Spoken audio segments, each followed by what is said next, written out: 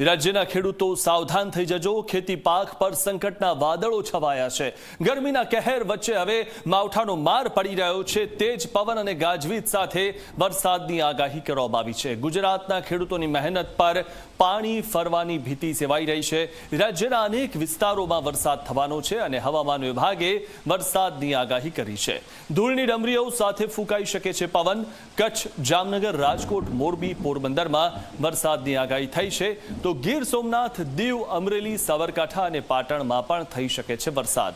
આવતીકાલે બનાસકાંઠા, સાબરકાંઠા, કચ્છમાં વરસાદ થઈ શકે છે। ગઈકાલે જે રીતે વરસાદી માહોલ હતો અને વાવાઝોડું પણ ફૂંકાયું હતું અને ત્યારબાદ ઘણી જગ્યાએ વરસાદ આવ્યો હતો, ઘણી જગ્યાએ 2 ઇંચ સુધી વરસાદ આવ્યો હતો, તેવો જ વરસાદ હજુ પણ આવી શકે છે। રાજ્યના ખેડૂતો સાવધાન થઈ જજો। थोड़ा सा रेनफॉल की एक्सपेक्टेड है आइसोलेटेड प्लेसेस में, जिसमें कि बनासकांठा है हमारा, और जो साथ साथ राजस्थान के लगते हुए डिस्ट्रिक्ट्स हैं बनासकांठा के साथ साबरकांठा, अरावली, महिसागर, दाहोद, पंचमहल, इसके साथ कच्छ।